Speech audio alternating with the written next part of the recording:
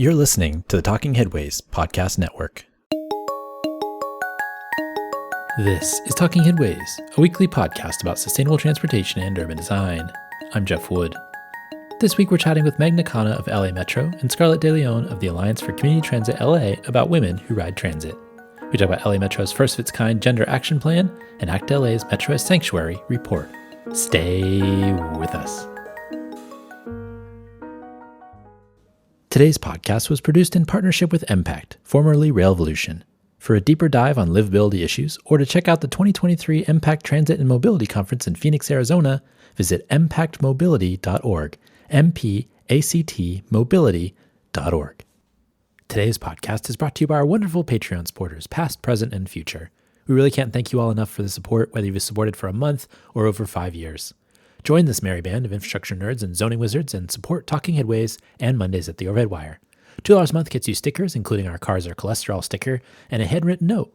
$10 a month gets you one of our transportation scarves.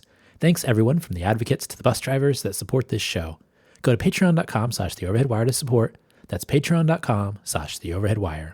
You can also get our transportation scarves, sign up for our daily newsletter started in 2006, or get our audiobook version of Raymond Unwin's Town Planning and Practice by going to theoverheadwire.com. Also, in the show notes, you'll find links to the bookshop.org affiliate store and link to purchase some of our Cars Are Cholesterol merch designed with the great help of Richard Wazensky. Follow him on Instagram at DickDavidSketches if you get a chance. Thanks for all your support, and we look forward to sharing with you what's next. Meghna Khanna and Scarlett DeLeon, welcome to the podcast. Hi. Thank you. Thanks. Well, thanks for being here. Before we get started, can you tell us a little bit about yourselves? We'll start with Meghna and then go with Scarlett second. Thank you again for inviting us. I am Meghna Khanna. I'm a senior director with the planning group, which oversees the light rail planning at LA Metro. And I've been with the agency for almost 9 years now, previously working with a private consulting firm on light rail projects. And in my role at Metro, I oversee the light rail design and environmental phase. But in addition to that, I also have this great opportunity to work directly with our Office of the CEO on understanding how women travel study and the Gender Action Plan. So that's my role, and that's who I am. Scarlett DeLeon, Campaigns Director with ACT LA, Alliance for Community Transit Los Angeles. We are a countywide coalition of about 40 organizations, and we focus on housing justice and transit justice. So we're here to talk about our transit justice campaign today. And the focus on that is advocating for better bus service, fairless transit, and divestment from the policing budget, investment in community-based safety strategies. And I've been with ACT LA for about 4 years. And previously, I was organizing with the Koreatown Immigrant Workers Alliance. So I've been doing community work organizing for about a decade now.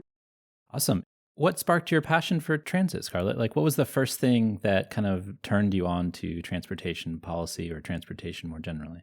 I think my passion is really for Los Angeles, the city of Los Angeles, and the communities I grew up in. I grew up in Koreatown, and I rode public transportation every single day of my life. I bought my first car, I think last year, only because I had a baby. But I've been riding public transportation my whole life. Some of my favorite and first memories are riding the 8th Street bus with my great-grandma going to downtown on a Sunday after church to the callejones. So I guess my experience is what sparked my interest in public transportation. But really, my interest is broader. It's the city of Los Angeles, and how can we improve the lives of immigrant communities, communities of color, low-income communities. And really, transportation is this thing that people don't really think about when they think of that.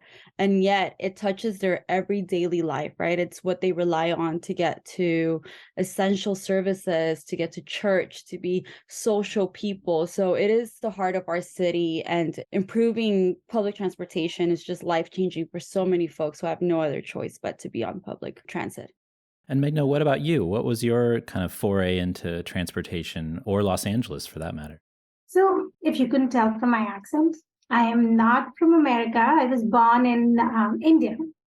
And it's interesting, in India, when I was going to architecture school, I relied on public transit because that was the only way to get back and forth from my school to the hostel where I was. And taking public transit in New Delhi, India was not easy.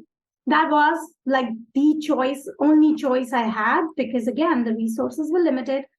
But everyday experience taking that bus ride was really brutal on me. There were days it was very upsetting because I went through harassment on almost a daily basis, and there was nothing I could do. I could not talk about it. I could not mention about it on the bus because it was like I was in a situation. I felt like if I mentioned it, the situation will just get violent and everybody will just blame it on me because I am the woman. So that was very, very interesting in a way that it just started changing my outlook. I was focused on architecture and the planning aspects, but I was like, why is transportation so challenging in terms of women using it and the sexual harassment that's like a daily thing? And it's a global problem. Like I started reading articles. I'm like, is it just happening in Delhi? I wanted to do something about it. So that's where I changed course. I applied for a master's program at University of Michigan, Ann Arbor, and to look into transportation solutions.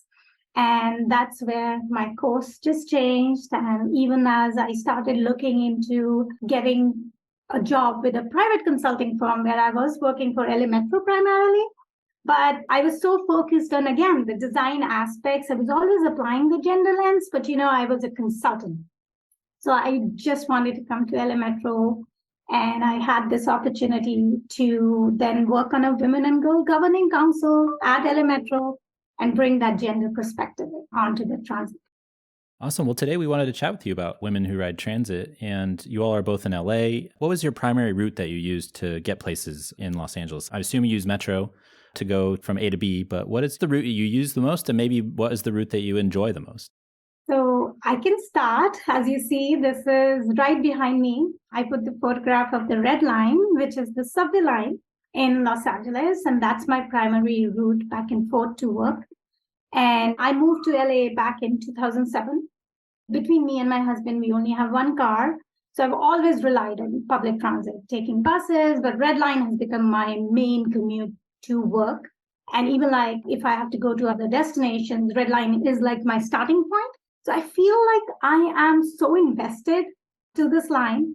And then 3 years ago, I had a little girl, and I am very proud that I do take her on transit with me, where the challenges of taking a transit, being a parent, trying to lug that stroller or even those bags, because the daycare is at work, it's become like, more and more apparent.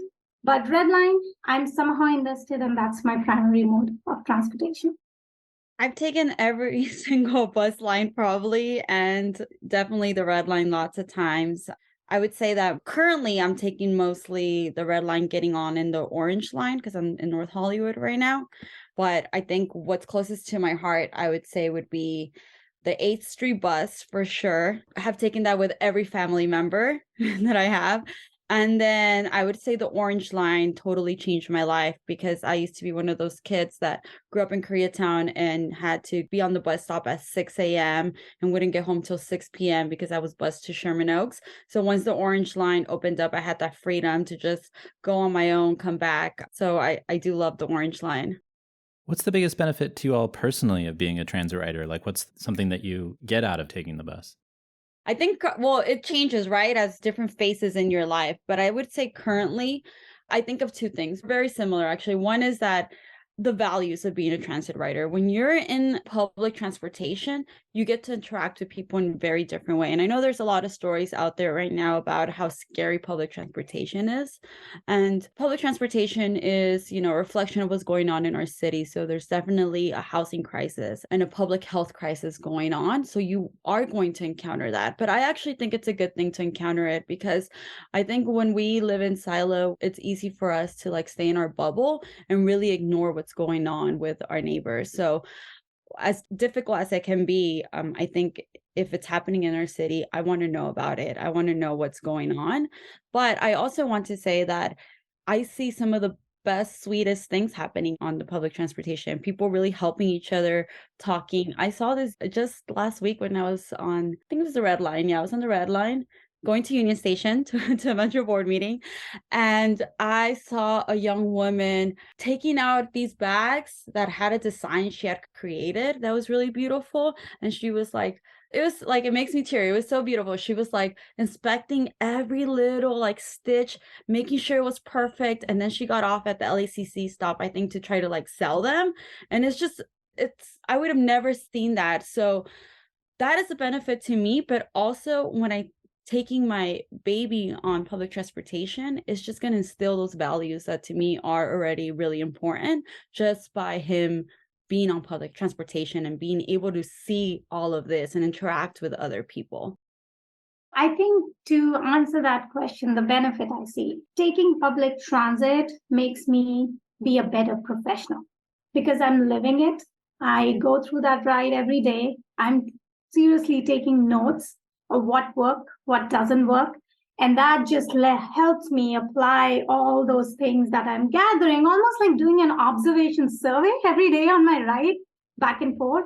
And that helps me just apply it to how I approach my projects, how I approach when I'm dealing with communities. Because as Scarlett mentioned, the safety concerns that are out there. And by experiencing that every day, I'm able to address those concerns working with community where I'm actually trying to build these new transit lines and address them up front. What can we do? How can I work with that community to address those challenges? And interestingly, again, that community connections, relationships you build every day on my commute. I think people who take Red Line, they all know about this guy who walks in, who's selling socks. There's this guy who's selling incense on the train. So we know about all these people. And yes, it adds to that experience you're having on the train. In addition to that, I would say my daughter. She started taking transit with me at 3.5 months. She was in just that baby born, no idea of what mom's doing. But now she is 3.5 years old and she knows her stops. She knows before Union Station, we're going to hit Civic Center. She knows at MacArthur Park, there's this guy who's going to walk in with his bicycle and mama, he needs that space. So let's not stand in this corner. So I really feel like I'm instilling that values of appreciating what transit does for me in her. And I hope that passion I have for it, somehow I can transfer to her. That's awesome. Both of those stories are really great. So Scarlett, in 2021, ACT LA released a report about safety on transit. While not focused only on women, it includes the experience of women. What would you pinpoint as the top concerns of women and the one or two things that they wanted to see most changed? Yeah, Metro as a Sanctuary is really a vision of what care safety can look like when our system and just public spaces are actually approaching safety in a way that addresses root issues and also by doing that welcoming us. So if you think about safety strategies, a lot of times it's about how do we get people out of our system, out of our public space. This is about how do we welcome people, make people feel safe and being here in the system. And that's important because I think one of the top things that women talk about when feeling unsafe is things like harassment, right? I've had lots of personal experience, especially as a young girl, feeling unsafe, harassed, etc. on the system. But the times that I felt the safest was when other transit riders, when other bus drivers were keeping me safe, when they were speaking up. So these are some of the strategies that we have. So for example, really activating the space with performances, street vendors, having more eyes on the system, like transit ambassadors, which Metro has rolled out a program, and things also like bystander training. Like, sometimes you see something, it's not right, but you don't really know what words to say, how to stand up for someone. So these are the type of things that this report calls on. And then another thing that's really important, especially for how women travel, is our lived environment. So if you are in a bus stop that's really dark and there's no light, that's just going to feel really unsafe as a woman. So light totally changes the experience as a woman and as a rider bus stop. So we call for things like light, shade, and just like the infrastructure. How does infrastructure keep us safe? Another thing that we don't think of as safety is just good bus service on time. If I see that on my app, it says the bus is coming in 5 minutes and it's like a 3-minute walk, I'm going to go and stand there for 2 minutes. But if I get there and now I'm waiting there for an hour, now that leaves me alone in a stop for a longer time. So these are the type of things that we call on that directly impact women's safety, because the top concerns for women's safety is things like harassed, being alone in a station, being afraid in a dark station on their own. I remember when I was a student at LACC and I used to take night classes after work, and just if you've been in that station before, it's a really dark station with no one around. So I think these type of things I would have welcomed them. I would have welcomed a transit ambassador and better lighting, maybe some music at that time. And one thing I do want to note that's also very specific to how women travel, that is also like a safety thing, is navigating the system with things like strollers and the type of trips that women take. And our infrastructure sometimes is not friendly to that, right? So I'm really excited about solutions like transit ambassadors who can be helpful with picking up a bag, helping you with your stroller. Yeah, these are the type of things that are on our report. Awesome. And Meghna, LA Metro has also been studying the experience of women on transit. We had a 2019 report, Understanding How Women Travel, and in the past fall, the Gender Action Plan as well. What are the trade-offs women face to make transit work for them, and some of the things that you found in your work?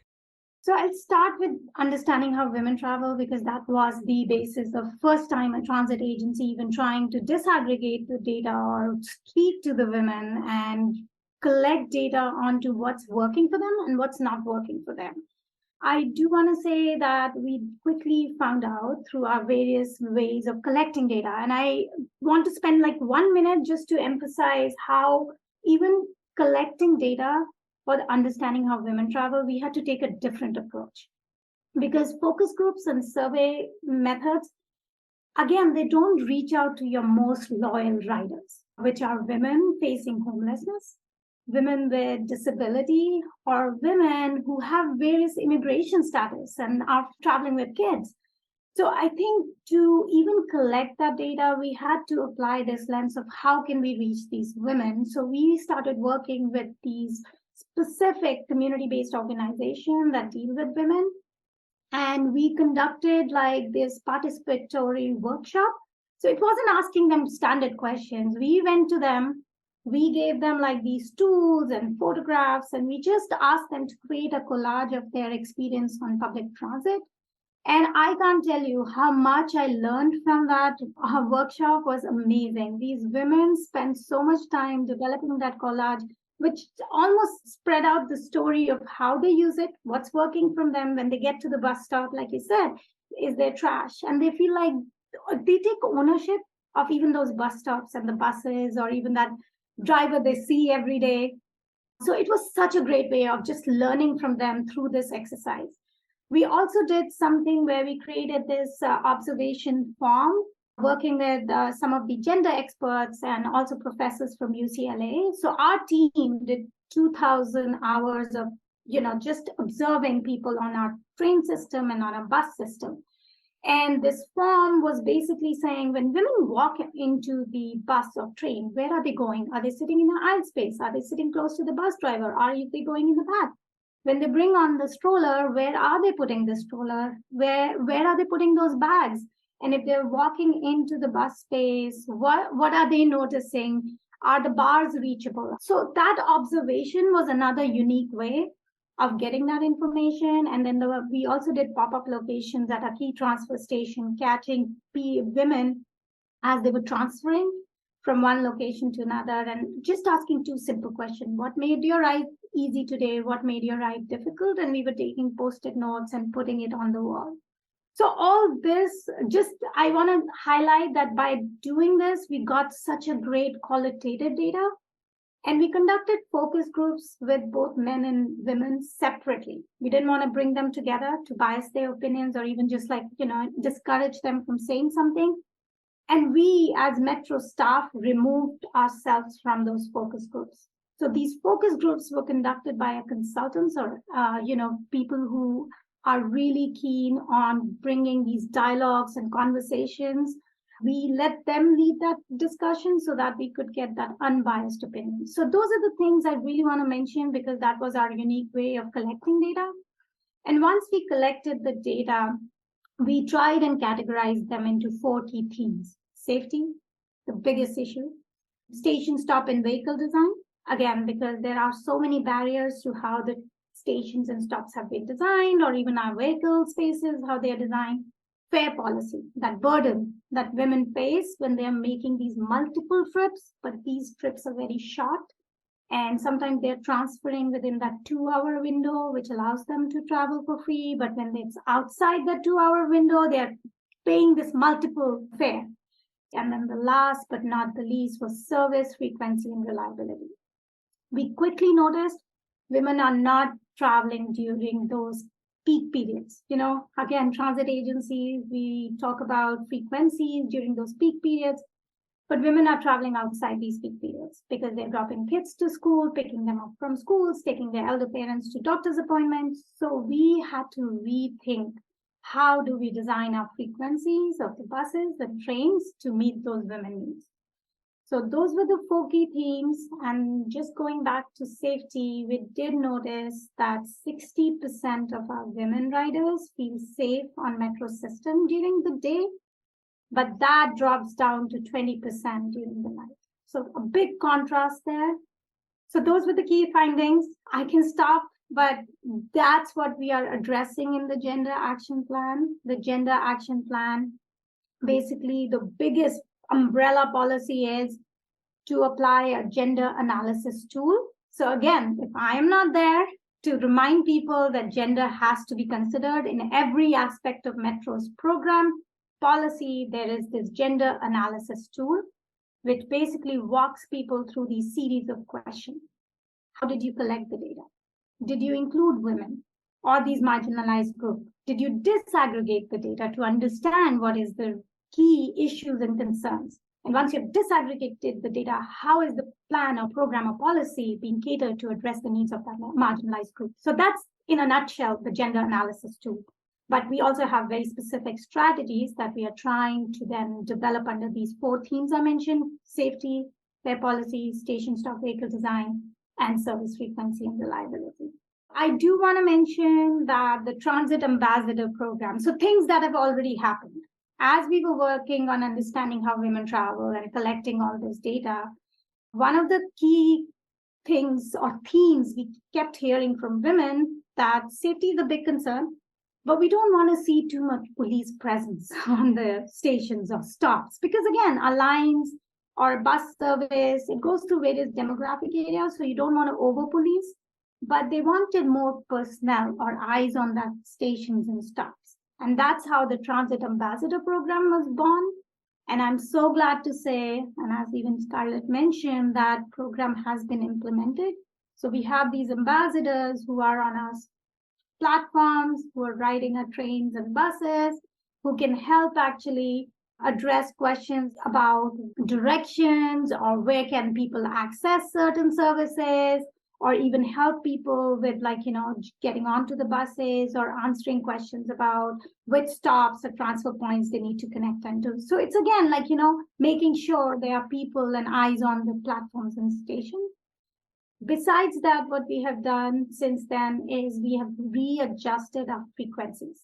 So now throughout the day, we have consistent frequency. There's no peak hour, there's no non-peak hour. So I'm really happy to see that. So all our buses, all our train rides have a consistent frequency throughout the day. We are also working with our safety group to now have that bystander program. So again, encouraging people, if they see something, to collectively say something, or what should they say? So we are working on that bystander program. In addition, we have updated our fare policy and we are now going towards fare capping, which will really, really help women. We are doing a fare capping pilot. So these are the things that are already happening. And for the Gender Action Plan, I have a series of strategies. Under safety, we are looking at camera visibility and lighting, in addition to the Transit Ambassador Program. If you have recently been to Union Station, 7th Street Metro, the lighting levels have gone up. everything is so much brighter. So that's another key way of addressing that concern about dark spots or the lighting not working for women, making them feel safe. We are actually also doing a station stop design and safety assessment. So working with women CBOs, we are going to bring riders onto our system and do this checklist with them, which have series of questions which my team has developed, so we can get the rider perspective. We also are revamping a sexual harassment prevention program. We want to make it more personal. Right now, it's a lot of words, which I think is great, off-limits harassment program. But we want to actually work with CBOs, the youth group, to bring in more visuals so people can relate to it. When they see something, they quickly can say, okay, this is something that's so uncomfortable. We need to do something about it. We're trying to incorporate gender-specific operator training into our operator training curriculum so that they can be very well trained to address issues when women come on board with stroller. What are they supposed to do? Because there's a lot of confusion about it. Earlier on, when I was working on understanding how women travel, we knew our policy was that riders cannot bring unfolded strollers onto the buses. Imagine as a woman, juggling a child, juggling bag, holding the stroller, coming on board. So that has been revised, but we want to make sure that there is a specific gender-specific operator training curriculum. I just want to say, because, I've been advocating and working with Metro for a while now. And back when I first started Metro, when they talked about safety, it was so focused on policing. So I just feel so inspired and encouraged about how much the conversation has shifted. And even that report of how women travel, like in the appendix, you can see, women do have a safety concern, but women of color feel very different in terms of what makes them feel safe than like their counterparts of white women. So just like you said, more eyes on the system is so helpful. It does not necessarily mean policing that area, right? And currently Metro, they're renegotiating and doing their contract stuff right now, but their last contract, which was a 5-year contract, went over 786 million. And I just think through like all these wonderful strategies. What would it look like if Metro shifted that funding? If we had a Department of Community Safety that was focused on these tactics, on like, how are women traveling? How are communities of color traveling? How are women from communities of color traveling? And what are those needs, right? We had an activation at the Compton station last August, and it was just so inspiring to be there and hear music. We planted trees for shade, and after like a heat wave, right? This was a station that was just full of cement, having street vendors, having light. These are, I think, the type of solutions that not only work, but they're inspiring and have the effect where riders feel cared for, feel heard. This has been me in my past, and think through like family members, think through community members, think through transit riders that I talk to on weekly basis, what it feels like to have to be on the system with no other choice, like what that feels like. But if you are there and you're feeling cared of and you feel like, you know what, I love being here, this is a great part of my day, just the impacts to the mental health of our communities. Metro has such an opportunity to really support communities in such a unique way that I think a lot of agencies don't. So yeah, it's really inspiring to hear a lot of these tactics that are going to happen and are happening. Scarlett, I would say that's the approach we are taking. We have to find a balance. Like I said, we can't over-police a system because that creates further issues. But at the same time, as I continue to talk to our safety group, and I know more people at Metro are rethinking about even that contract, as you were saying, you might have heard at the last board meeting. Interestingly, when there is drug abuse or there are violent crimes, we do need that police officer or that police contacts or presence. I think we just have to find a balance, because even myself, I've been told so many times, Meghna, when you are on the system, I know you feel like you have to do something in certain situations, but remember, you're not trained to address certain issues. So I think, Scarlett, I take your points to heart, and that's something even I struggle with.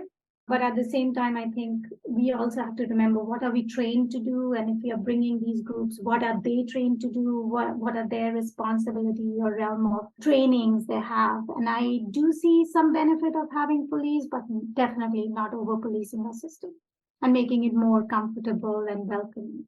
Yeah, I feel like the biggest issue is the amount that's being spent on policing contracts. There's actually no data that backs up the need for these policing contracts. One of the biggest things cited is response times, and yet there's no data around quicker response times with having a contract versus having a 911 call. We actually don't know when an incident happens, because remember, police come after an incident, whether those officers there were there because they're part of Metro or because they were called upon and they have to come because 911 is still part of the city. Not only that, in the last Metro board meeting, as you mentioned, there is a lot of concern about how not only are these contracts paying for LAPD's overtime and sheriff's overtime, they refuse to say where they're patrolling, where they're at, if they're even out of their cars, if they're even in the system. So I think the issue really is, where is Metro spending their money, and how are these other tactics that actually get to the root issues of things like you mentioned, drug abuse. This is a public health issue. There's a housing crisis, and Metro has already taken steps in contracting with PATH and the mental health department, and we have already seen such staggering results, right? There are these issues that can be addressed in different ways. So just to put it out there, when a police officer contacts a homeless person, 1% of these people receive housing versus PATH, which is 27% receive long-term housing. So so we know these other alternatives do work, and Metro is currently talking about their contracts and currently also about to vote on their budget. So there is this like opportunity right now about how are we going to approach safety? How are we going to approach safety for women? So many reports have been done. Like, we know what is needed. I'm hopeful. I'm hopeful that Metro is going to create some big changes. I noticed that both of you all were talking about ownership and pride over the system from writers. And I think that that's an interesting thing that ties everything together, because if you provide a safe system, something that's frequent, reliable, that everything's designed well, then it feels like people will take, kind of that ownership and that pride in writing the system, even if they have to write it every day because it's the only option that they have. And I'm wondering if you all have other stories about people's thoughts on pride in the system, or why they think it's important that they introduce their children to Metro, or make sure that, they ride with their families, or other things like that. I think that is something that might be under thought of when it comes to, why people ride the system, or why people feel like they want to be a part of a larger system that appreciates them as riders as well. I can just start, and I'm going to just talk about some of the strategies which the Gender Action Plan is bringing forward to then again make the community feel like they have ownership in the system. So under station stop and vehicle design, one of the strategies we are looking at is working with the business organizations, be it a downtown business improvement district, or be it one of these nonprofits, or be it even like a commercial street, right? We want to look at ways of adopt a stop program. So where these communities, they adopt a bus stop and they take pride in making sure the bus stop is clean, there's no trash. And if there is like issues around a light is not working or there's some paint issue, they can call Metro and notify us so we can go and notify the local jurisdiction and they can fix that bus stop. So this is where we are trying to, again, partner with the business organizations, the community organizations, so they start taking ownership of that stop. And by doing that, we can even like encourage people to use more and more transit, because they will feel like now they're talking to their family members, they're talking to their community member, and talking about how buses and bus stops feel safe. Another thing we really want to do, and this is something I learned from Transport for London, I had very good discussions with them. We want to promote business partnerships. So working with our programs, where we currently have programs called Eat, Shop, Play. During the construction of a project, we partner with these shops or, restaurants, and we just promote them, and they in turn promote the transit line. I want to use this opportunity to have this business partnership throughout our lines where, we can offer transit riders some discount. They can go eat at these restaurants. And in return, we can promote these businesses too. Again, there is that, pride in working together. And in return, some of the transit riders can use restrooms at these locations. So that is addressing, multi issues that we've heard from women who travel with children. They're like, sometimes when you're on a transit system, there's no restrooms, and that becomes an issue. So to your point, I know I changed the answer a little bit, but I wanted to mention like these new strategies of thinking about partnership, making sure businesses, community feel like they have ownership in our system. And by doing that, I feel like we're just going to get these loyal riders, which will just transcend generations. I think when you're raising a family or just even within yourself, there's so many choices that we have to make. And a lot of those speak volumes about our values without us realizing it. And transit really carries the value of community. Cities and neighborhoods and communities who use public transportation just feel way more connected and have way more ownership, not only their public transportation, but also of their neighborhood. And when you have ownership, you're going to treat the people better, you're going to keep it cleaner, etc. So that is one of the reasons public transportation is so important. And also, we are in an environmental crisis, and public transportation plays a key role. The mayor, I remember when the former mayor, Mayor Garcetti, announced like these environmental goals. We are not going to hit any of our environmental goals as the city of Los Angeles, as California, if we don't get everyone riding public transportation. And that's why public transportation is so important. So as we see kids growing up now learning about the environment and this environment crisis at schools, like, how hopeless must that feel as a little kid to learn about an environmental crisis, this huge thing? And here's this thing that we can actively do to address that, which is take public transportation as a family. So it speaks volumes on our values. It also brings freedom. Like I mentioned when I was a young person, not everyone as a teenager has money or access to cars, and it gives you this freedom to be able to get to know your city, to go places, to hang out with your friends, and not only as a young person, but also as an elderly person. When your life situation has changed because of your age, here's this tool, public transportation, that can still keep you connected to your family, to church, things that are crucial to our mental health. So it plays such an important role. And I do have some stories I want to highlight. My great grandma, she took public transportation. She never learned how to drive. She came from Guatemala already in her 30s and worked really hard as a cook in a retirement home and never learned how to drive. So riding the bus was the way that she got to church and the way she worked every day and provided for literally our whole family. And the day she wasn't able to ride the bus anymore because of health complications, it totally changed her life. It disconnected her from everything. She was no longer able to go to church. And this is the reality, right? This was a few years back. Now, Metro has a few other services that might have been helpful, but this is why public transportation is so important. There's this lady, Doña Rosa from Koreatown, who had a bus stop on 8th Street. It was a few steps away from her apartment that she lived in. So it was her bus stop. She felt really connected to it.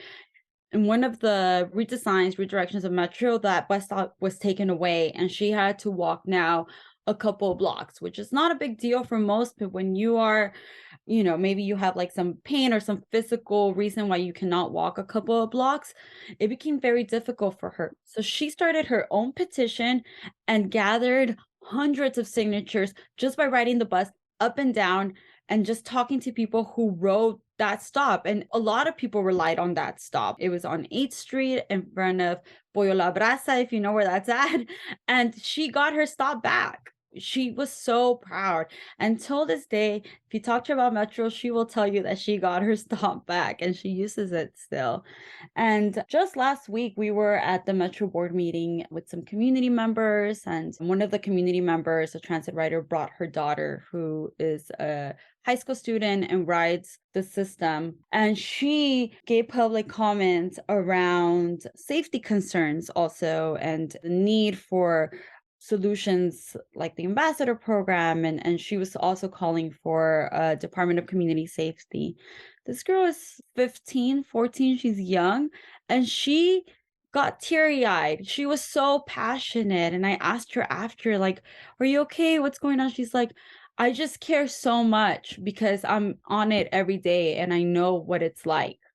So the system, if you don't write it, you don't understand that this is something that it can make your day or it could break your day.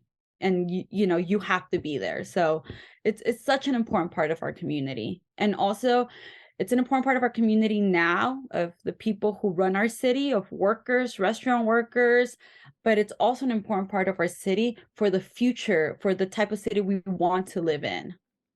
I don't know how to follow on that. Those are such good stories. But I do want to ask about language and how we discuss these issues. One of the things that I noticed recently, there was a Polis conference in Brussels, international folks talking on a panel about gender and transportation. And, a lot of the focus is on, women's vulnerability when talking about gender issues. But they wanted to kind of flip it on its head and say, well, it shouldn't just be about that. It should be about 50% of the riders or 50% of the population is women. And so why aren't women more in, leadership positions to make decisions or in decision-making arenas? And I wanted to ask you about kind of the language of how we talk about gender in transportation and women in transportation, because I think, you can talk about the vulnerability, which is important, but, 50% of the population is women. And so trying to think of it from that perspective as well, where there's a lot to think about if you have that many people that could ride or do ride transit. I love that. Just like from an outside observer, this isn't only in transit, this isn't everything, right? We start with men first, women second.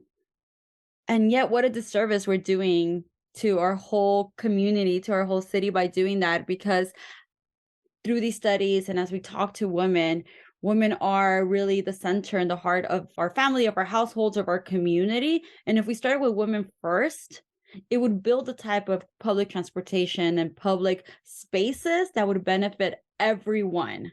It would benefit everyone in the family, all types of ages, men, everyone, because women are having those type of detailed experiences that include other people at all times. Having the stroller, caring for someone to take them to a doctor's appointment. We already are having those type of experiences that bring the whole family in, bring the whole community in. So if you start with women, you're already covering the needs of everyone. Yeah, and I'll just add to this. This is where, when we did our understanding of women travel, and this was pre-pandemic, both on our rail and bus system, we saw there's more than 50% of women riding our system. So, of course, more women rely on a system. They face the burden of, if there's a car in the family, it goes to the men. So they have no choice. They're riding the transit. So I feel like they are our most loyal customers. So why not design it for them? And the fact that they are more and more susceptible to issues of safety, of blindness when it comes to station design or vehicle design, or even the burdens of fare policy. If we address their needs, I think we are designing a system that works for all. So it's not like we are designing it only for the 50-some percentage. We are designing a system that works for all while addressing the issues of the most vulnerable, that are women, or people who identify as women. So I don't want to just say it's women. It's like people who identify with women. We address their needs. We'll have a system that works for everybody. And I do want to say about there is a great shift in leadership that's happening in Metro. I don't know if you look at our executives level, or even our CEO, who's a woman, who started the Women in Governing Council when she was a deputy CEO, and she's a CEO.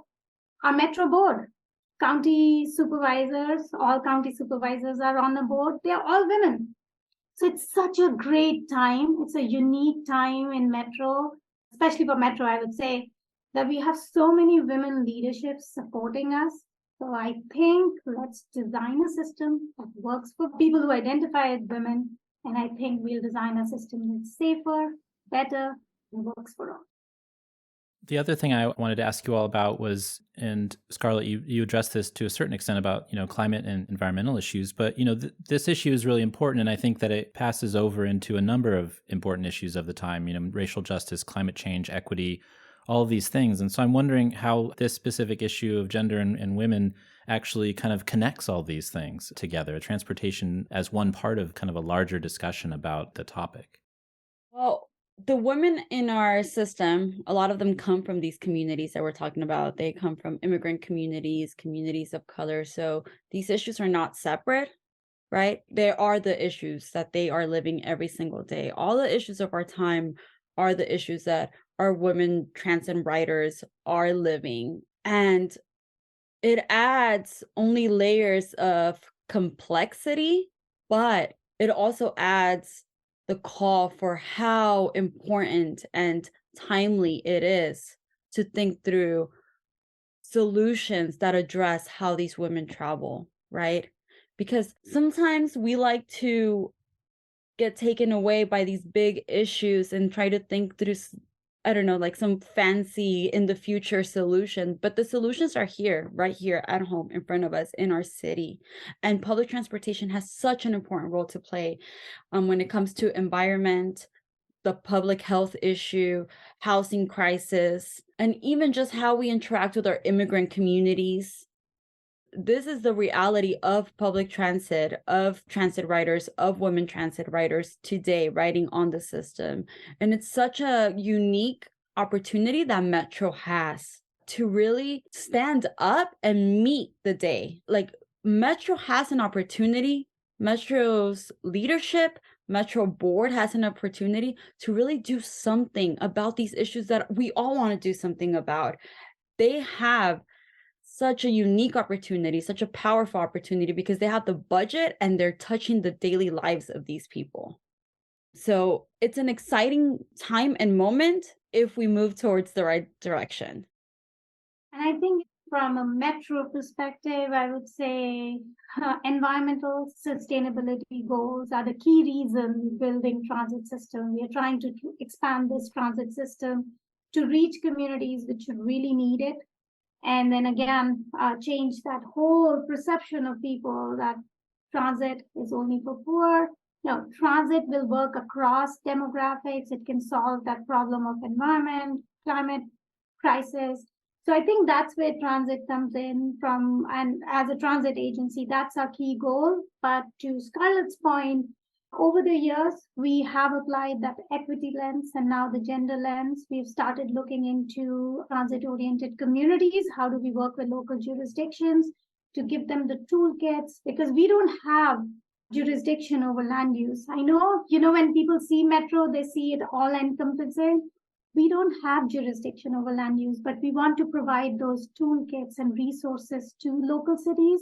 So when they're building transit communities around a station stop, they are thinking about affordable housing. They're thinking about uses, household serving uses. At the same time, for issues around homelessness, Metro has collaborated with the county. And as we just talked about PATH, PATH is a nonprofit who's been working on our system, trying to address that issue on our trains, platforms, and buses. But at the same time, I think we need partnerships. We have to work with county, we have to work with nonprofits to address that issue holistically. Policing of our system, like I said, we have to find a balance where we are working to address it in a way where we can provide eyes on the platforms in our train through the ambassador program, but we are not over policing. That's my personal opinion. And I think Metro cannot do it all because end of the day, we are a transit agency. It looks like we have a massive budget, but our capital projects, which are like expanding the light rail, the cost keeps going up. The escalation is real. So I do want to point out that Metro is very sensitive at this point. We are applying our equity policies, our gender policy, like you heard, which none of the transit agencies have done. Like gender action plan is first of its kind. So Metro is trying to do all this, but I think we also need to partner. and make sure that everybody is taking a holistic approach, including our local jurisdiction, our county, our city of LA. I just wanted to respond to one thing. I think one thing that is really great is this is Metro's job. Like, unquestionably, Metro's job is to have good bus service. Like, no one can fight that. That's Metro's number one job. And most women and most communities of color are on the bus. So improving our bus service, it's crucial in changing the way women travel, right? So it is number one when we think of different things that are pulling and tugging on the budget, on Metro's budget, especially, things like the Olympics coming and we want to look great and we want to expand. But buses is where it starts. It's the heart of the system, and it is the thing that most people touch every single day. So just want to give a shout out to bus service and the need for improving bus service. Scarlett, just to say the next gen, which was a bus restructuring plan, has happened. But our goal is to apply the gender analysis tool and see the improvements that has been made in that first year of almost like, it was implemented pre-COVID, but then COVID happened. For all those adjustments in frequencies or stops that were made, our goal is to apply that gender analysis tool and within a year report back to the board what's working and what's not working. Because I think it's really critical to get women that access they need, because without that access, they miss out on opportunities and that burden on them just exponentially grows. Scarlett, where can folks find more information about ACT LA and the stuff that you're working on and the reports that you've done? Yeah, folks can find us online at actla.org. We're also pretty active on Instagram and on Twitter. On our website, you can find all our reports. We also constantly post toolkits, action alerts, so you can learn how to engage with Metro. If you are interested in these issues, you can, always call into Metro board meetings. We always uplift that, or even come to a meeting with us. Yeah, we're pretty easy to find. Awesome. And Meghna, where can folks find the Gender Action Plan and other stuff that you're working on? So on the Metro website, if folks just on the top bar, Google Women and Girls Governing Council or Gender Action Plan, they'll find the link where they can download the Gender Action Plan, understanding how women travel. And if the organization or agencies have a difficult time finding it, reach out to me and I'll be happy to share the link. Awesome. Well, Meghna and Scarlett, thank you so much for joining us. We really appreciate your time. Thank you so much. Thank you.